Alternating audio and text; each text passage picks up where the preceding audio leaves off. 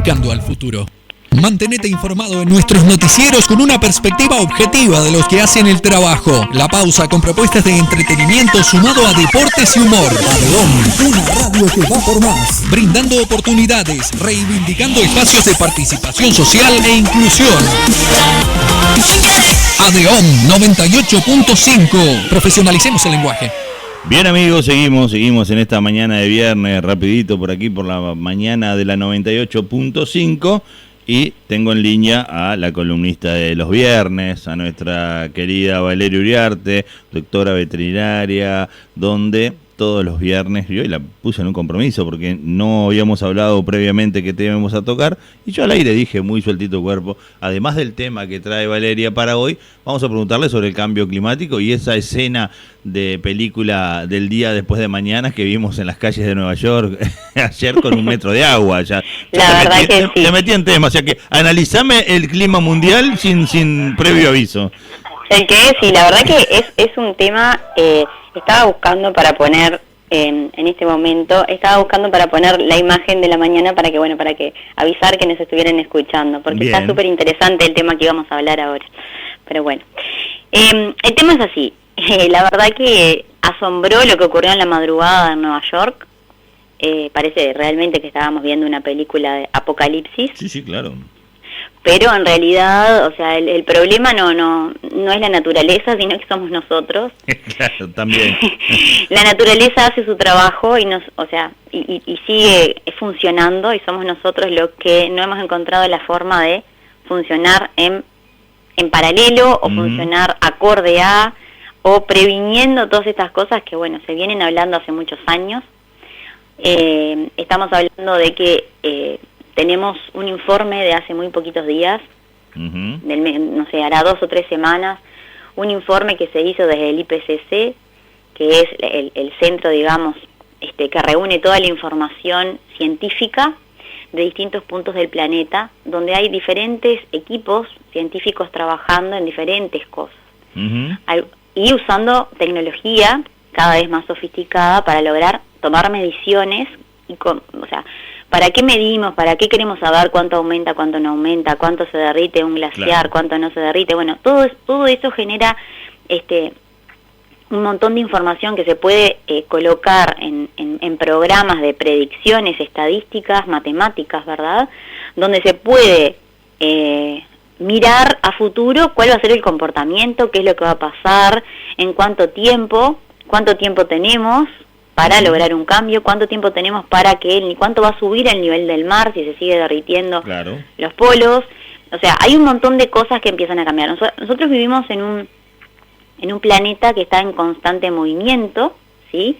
Donde hay un sistema ya entrelazado de la naturaleza que tiene millones de años, donde tenemos un océano, ¿verdad? Tenemos continentes, tenemos selvas, tenemos desiertos, tenemos diferentes biomas, podríamos llamarlos, con diferente biodiversidad en cada uno de ellos, que todo eso está relacionado íntimamente, porque el clima está vinculado al tipo de vegetación, al tipo de sistema geográfico, o sea, está todo conectadísimo y no podemos aislar una cosa de otra, porque lo que pasó en Nueva York no es que pasó en Nueva York. Claro. Se gestó en el Caribe, ni hablar, y se gestó en el Caribe porque ocurre en el océano una evaporación impresionante, ¿sí? Por el calor. Entonces eso genera a nivel del mar un montón de gotitas, por decirlo de alguna forma, de agua, que a su vez con las corrientes y con los vientos y con todo se va generando todo un sistema, como se llama, de alta presión, que va generando, y sabemos que en el Caribe tenemos hasta noviembre la famosa época de los huracanes, ¿verdad? ¿Por qué? Porque vienen corrientes marinas que traen calor, otras que traen frentes fríos del norte, y todo eso genera todos los años huracanes. El tema es que cada vez esos huracanes que se van generando son más potentes y más devastadores. Antes podía pasar que el huracán se generaba en el mar, ¿verdad? Y cuando tocaba tierra disminuía su potencia, ya ¿verdad? Era una tormenta tropical y nada más. Ahí está. ¿Qué pasa? El tema es que este huracán tocó las costas de Luisiana y siguió de largo, ¿sí? Y llegó a provocar en Nueva York, no fueron vientos ni otro tipo de situaciones, sino lluvias torrenciales, que generaron en la ciudad una caída de agua que no dio abasto su sistema de desagües para lograr que esa agua que cayó pudiera salir a la misma velocidad que caía. Entonces generó que se acumulara y generó todo lo que vimos, ¿no? Vos sabés que hoy temprano escuchaba radio, creo que escuchaba FM El Sol, y estaba hablando un técnico, meteorólogo o alguien idóneo en la materia, ¿sí? Y hablaba de las partículas del aire y cómo afectaban la radiación solar y ¿sí? No solamente que generaba ese reflejo de luz solar hacia el espacio y un montón de cosas, sino que provocaba que ese tipo de partículas, por la condensación de las mismas, provocaba distintos tipos de nubes, lo cual hacía que la tormenta tuviera otra magnitud o diferencia. Y ahora vos me lo estás contando mucho más claro y hace que uno se dé cuenta que el huracán por ahí llegaba en otras décadas o en otros tiempos de manera de una tormenta tropical con menos fuerza que hoy, pero hoy estamos viendo que por ahí no hubieron vientos que destrozaron, pero hubo una cantidad de agua porque las nubes son diferentes. Impresionante, porque se generan esos sistemas de alta presión, sumado a que en toda esa condensación arriba, en esas nubes, tenés un montón de partículas que tiene la atmósfera, que algunas son naturales y otras son provocadas por nosotros. Entonces sabemos que tenemos de por sí sabemos que tenemos una atmósfera cargada de gases que son los que nos están generando el aumento de la temperatura, como es el CO2, ¿tá? Como es el metano, como son otros compuestos nitrogenados que también afectan nuestra atmósfera. Y todo eso genera cierta situación con el tema de efecto invernadero, que ya lo hemos explicado otras veces y ahora lo voy a dejar de lado un poquito para irme a esto que vos decías. Y lo otro que se suma es todo el sistema particulado de iones, porque son ¿verdad? Elementos químicos, compuestos químicos que quedan en el aire. Algunos de ellos son partículas de polvo microscópicas. Y todo eso genera un efecto ionizante también en la atmósfera, ¿sí? Es, por ejemplo, en muchos países vos sabés que ocurre lluvia y se llama la lluvia ácida porque lo que cae son compuestos, ¿verdad? Claro. Que estaban ubicados en cierta capa de la atmósfera provocada por la contaminación, y cuando ocurren ciertos fenómenos de lluvia caen. Acá lo que generaron que esa tormenta fuera como más, por decirlo de alguna forma, más espesa, y generara ese acúmulo de agua que después cuando se soltó fue impresionante. Acá estamos viviendo situaciones similares, lo vivimos en este continente también, en este sur del continente, digamos, cuando tenemos que en pocas horas caen, pero lo que tendría que haber llovido en 4 meses.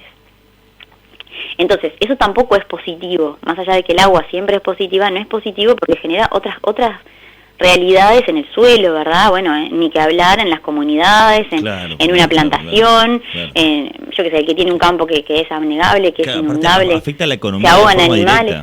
Entonces produce pérdidas económicas. Entonces, el cambio climático va asociado también a afectar muchísimo y a generar mayores índices de pobreza. ¿Por qué pasa? Va a afectar muchísimo más a esas comunidades que dependen directamente de lo que la naturaleza les da. Dependen de poder plantar, dependen de poder tener, tienen 4 o 5... O sea, hay una realidad mundial, ¿verdad? donde la mayor parte de las comunidades en muchos continentes dependen de lo que la naturaleza les proporciona para vivir y para sobrevivir. ¿Sí? Porque no tienen agua potable como nosotros, no tienen una canilla, o sea, tienen que caminar kilómetros para aquel pozo de agua que existió toda la vida, pero no existe más. Claro. No sé si, nosotros tenemos que ver varias cosas, así como ocurren estas tormentas con agua no sé, impresionante, ocurren por otro lado ríos icónicos que se están secando, como el Paraná. Claro. Tenemos un río Paraná que se puede cruzar con el agua. Claro que no podés circular en un bote, o sea, hay un montón de cosas que están ocurriendo.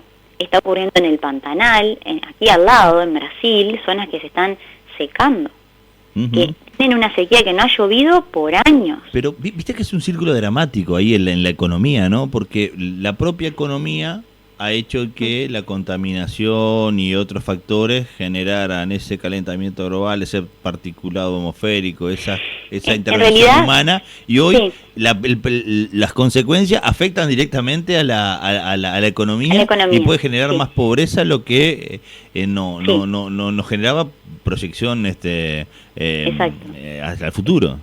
Efectivamente, y es una cadena de situaciones, ¿no? Porque, a ver, hoy por hoy vos tenés lo que estábamos hablando, ese informe de hace pocas semanas, donde científicos de distintas partes del mundo están midiendo situaciones, están midiendo el derretimiento de esos glaciares, ¿sí? De esos picos nevados, ¿sí? Que van perdiendo año a año su capa de hielo.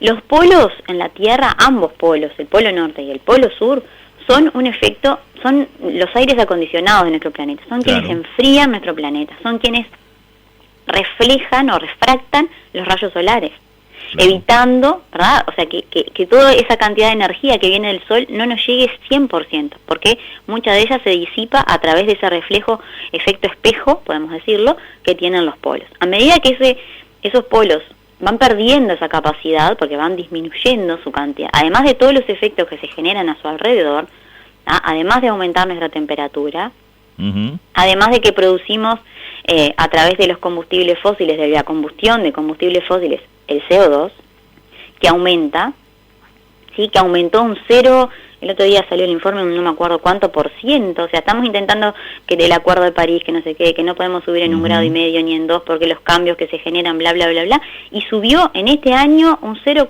no sé cuánto el CO2 mundial. Claro. O sea, en plena pandemia, en plena reactivación de pandemia, volvimos a salir con todas las mismas cosas erróneas que veníamos haciendo antes. Cuando decíamos que el planeta se autocuraba o se gestionaba, cuando la pandemia detuvo todo y vimos peces en los canales de Venecia y aire puro en ciudades o aire puro por lo menos despejado del smog, se veía el sol o el cielo más celeste. Ahí va. Bueno, todo eso que pasó porque se detuvieron las industrias y las fábricas y los vehículos, ahora volvió a reactivarse. ¿Qué pasa? Hay países que llevan la vanguardia respecto a disminuir el uso de combustibles fósiles cambiando los vehículos, ¿sí? Claro. Como es, sobre todo la Comunidad Europea es la que lleva la bandera de más avance en ese tema. Uruguay comenzó, hace poco vi algo que leí por ahí, que venía a instalarse una empresa a probar acá, Volkswagen creo que era, sus autos a energía eléctrica. Sí, van a usar el mercado uruguayo para lanzar el app, creo. Para lanzar el app eléctrico, que está genial. El tema es que nosotros tenemos que saber que tenemos que tener una red todo el país, donde vos puedas ser capaz de enchufar tu auto, para hablarlo pronto y mal, y que pueda cargar esa batería, porque, o sea, no es que cargue enseguida, no es que yo, como en el auto común, echo nafta y ya sigo andando. Claro, acá tiene que cargar. Tiempo de carga. Tiene un tiempo de carga, y tenemos que tener lugares de carga. Lo bueno en nuestro país es que tenemos una distancia más o menos de 600 kilómetros, lo más largo que podemos andar, y eso no precisamos cargar en la mitad, con una carga antes de salir y llegando a destino. El tema es que hay un montón de cosas que tenemos que cambiar nuestra mirada para dirigirnos a eso. Aparte, vos enchufás tu auto en tu casa, pero el consumo eléctrico no es como enchufar un celular. Claro. La carga de esa batería. Hay un montón de cosas, ¿no?, que tenemos que mirar para poder transformarnos eso. Por eso es que demora tanto la transformación en todos los países. Y tenemos, ¿no?, un país, por suerte, que la matriz energética hace de que se produzca mucha electricidad de fuentes renovables y no tanto de combustibles fósiles. Si en otro país, ¿dónde está la gracia de tener autos eléctricos si vas a quemar más carbón, más fuel oil? Ahí está. Entonces acá podría ser totalmente, o sea, como cerrar el ciclo, unir esa generación de energía totalmente renovable y que llegue también a la movilidad renovable. Entonces vos ahí hacés, digamos, un círculo perfecto, ¿sí?, de economía verde en todo su sentido. Entonces, ¿qué pasa? Para llegar a eso se precisa una transformación. Estamos teniendo todo el tiempo problemas con los combustibles, que los precios, que esto, que lo otro. O sea, también hay un tema que nos está complicando. Entonces, bueno, la visión hacia el eléctrico tiene que abrir otras puertas, hay que hacer una inversión muy grande, por supuesto, claro. Pero bueno, pero es lo que se viene, o sea, en otros países ya a partir del 2025, creo que es, si no me equivoco, Reino Unido no va a construir más autos a motor a combustión. O sea, no se van a construir más vehículos que lleven nafta o gasoil. Claro. O sea, y si no podemos todavía lanzarnos al 100% eléctrico, tenemos que intentar tener digamos, el motor que sea medio y medio. Claro, o sea, que puedas tener la posibilidad de, si no puedes cargar, poderle echar combustible. Entonces, eso también igual reduce muchísimo las emisiones. Estamos hablando de un país que es positiva su emisión. O sea, un país que en el marco global no está generando, o sea, porque tiene por otros lugares captación de carbono y tiene un montón de plantaciones de bosque y de monte, que eso genera también una devolución hacia la atmósfera y una captación de ese CO2. O sea, nosotros somos un país que de repente en la balanza general no somos, pero los países que sí mueven esa balanza, como China, como Estados Unidos, como Rusia, ¿verdad? Que son grandes potencias que todavía no han cambiado y que ellos tienen petróleo y son productores de vehículos y productores de un montón de cosas en base a combustibles fósiles. Es muy difícil en esas economías, ¿verdad? Bueno, pero son ellos los que nos generan al resto del planeta, y lo que hacen ellos afecta a todo el globo. O sea, tendría que tener no sé cómo explicarlo, pero desde mi punto de vista, ¿no? Claro. Y desde otros puntos de vista que he leído por ahí, tendrían que tener, o sea, esas economías que crecen, tendrían que tener un pago, ¿verdad? Por todo lo que dañan al resto, de alguna forma. Por eso es que se busca tecnológicamente medir. Por eso ahora se está midiendo si cada país tiene que reportar la suma, o sea, la ecuación del carbono que hace en su país, ¿sí? Para buscar el tema del carbono verde y de ver, o sea, que tiene, o sea, transformarlo en que sea en plata. Plata que no es tangible, pero que sí genera a nivel mundial. No es lo mismo que vos produzcas, no sé, 1 litro de leche acá, ¿sí? Que tenés un montón de cosas favorables, a que lo produzcas en un lugar donde las vacas están a establo, encerradas, comiendo ración las 24 horas. Claro. Tu producción, tu colaboración hacia la contaminación del medio ambiente va a ser muchísimo más. Y ahí ya no estamos hablando de CO2, sino estamos hablando de metano. Claro. Porque estamos hablando de los rumiantes. Bueno, pero hay como dos bibliotecas para eso. Hay quienes dicen que el metano sí se transforma en CO2 y genera el metano en realidad de complicaciones, pero que también el ganado no sería el principal componente, sino los vehículos. O sea, que cambiando los vehículos no tenés que eliminar vacas, eso no.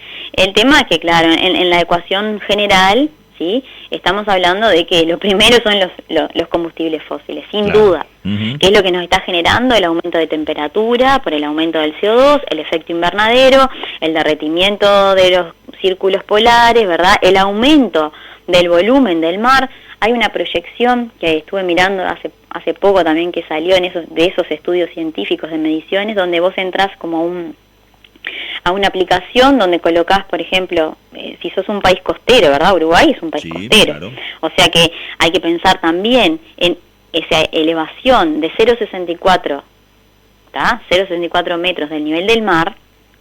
Vos pensalo en una playa, de las que son llanas, te quedás sin playa. Sí.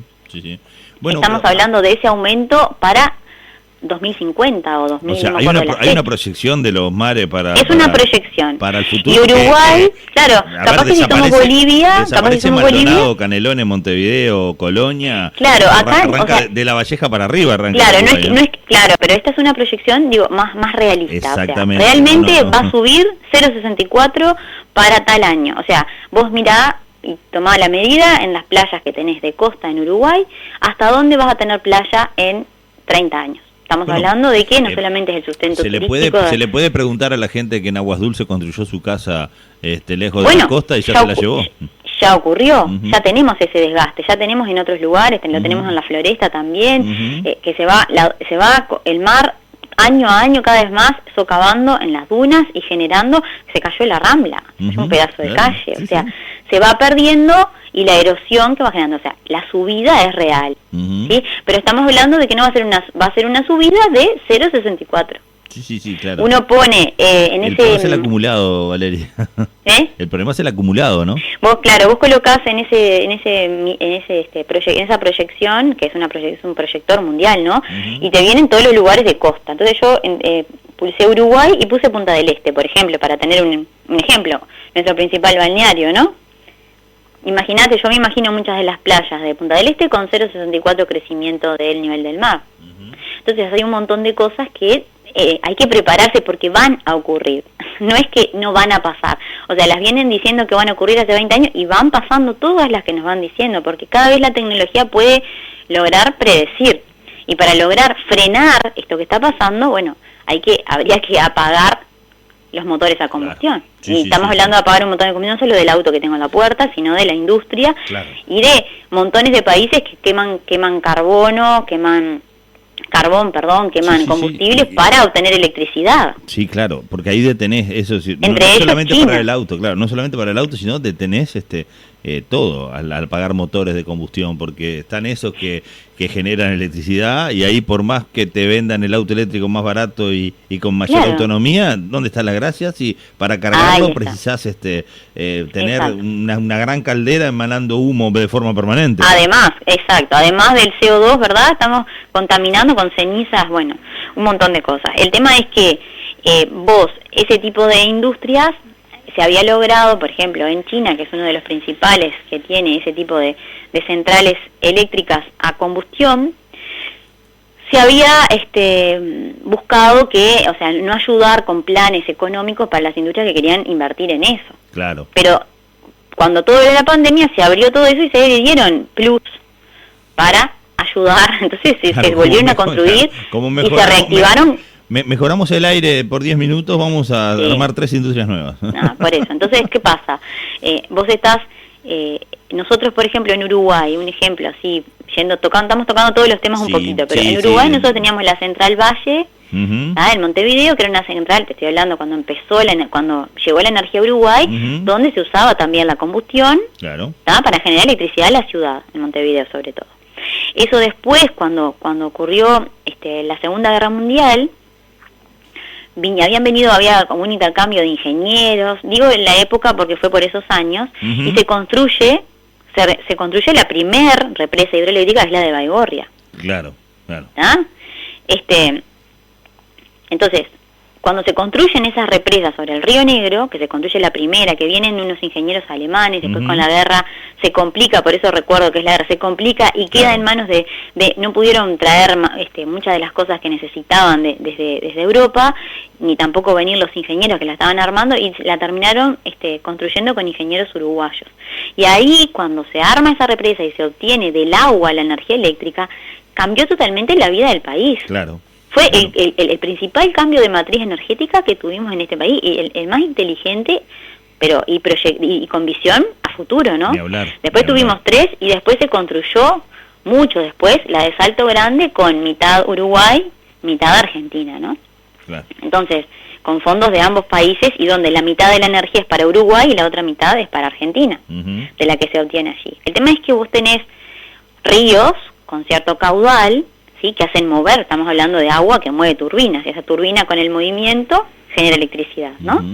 Entonces, ¿qué pasa? Cuando nosotros tenemos épocas de sequía, nosotros tuvimos épocas, yo era niña, que en ciertos horarios se apagaba la luz de la ciudad. Sí, porque por más que prendas la central a todo trapo, la Central Valle no daba para cubrir lo que se había podido expandir la energía a través de una represa que generaba... Claro, ¿por qué?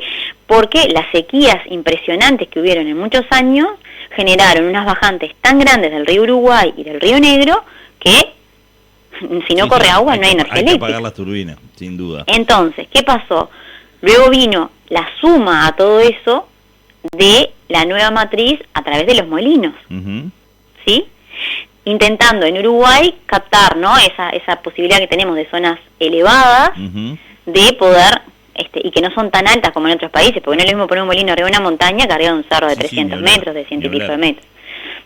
Entonces, por la logística para llegar al lugar, para instalarlo, ¿no? Todo eso, tenemos carreteras de que vos podés llegar a todos los puntos del país, o sea, tenemos un montón de beneficios que llevó a facilitar ese tipo de energía. Ahora, Lo que nos falta, y que se ha incursionado en ciertas partes de Uruguay, en ciertas industrias sobre todo, es ir a la energía solar. ¿Sí? Que también tenemos posibilidad de tener gran central solar en Uruguay.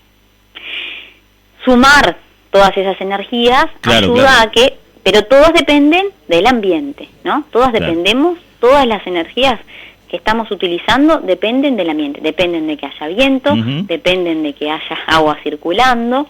Tenemos esa gran suerte en este país, pero otros países no cuentan con esa suerte. Tal vez el cambio climático nos pueda jugar en contra en el futuro, ¿no? Con ríos secos o desbordados. Y bueno, también, por eso mismo también es bueno tomarlo en cuenta.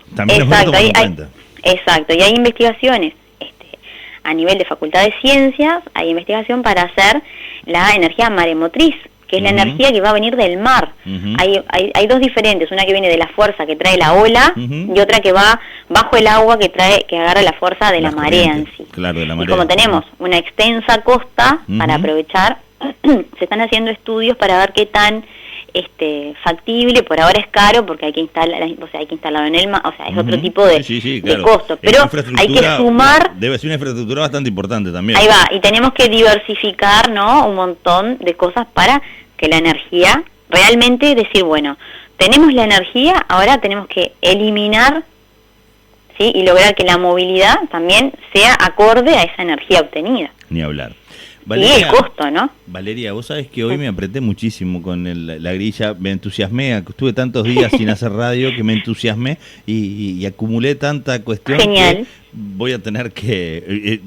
por suerte hoy tus mascotas no van a esperar tanto, tus pacientes, ¿no? Buenísimo. No van a esperarte tanto como otras veces que te agarramos para... Ya sé, y es un tema apasionante, es un tema que todos los días tenemos nuevas noticias, que pasan estas cosas y es como que otra vez decimos, mirá, aquello que decían que iba a pasar, pasa. Yo estaba ojeando mientras vos hablabas la publicación que hiciste de Guardian en tu muro de Facebook, está bueno verlo. Sí. Estaba en inglés, yo en inglés es muy básico. Lo traduce, pero todo el mundo me dice lo mismo. A ver, yo tampoco lo leo, obvio. Yo no lo leo en inglés, vos lo ponés y te lo traduce solo. Exactamente. Entonces, cuando descubrí que lo podía hacer, digo, no voy a ponerme a leer y desconcentrarme en lo que me está diciendo Valeria, o sea que ya me lo voy a poner a leer cuando termine el programa, y te invito a que el viernes que viene retomemos esto, porque aparte habla del aire y las partículas.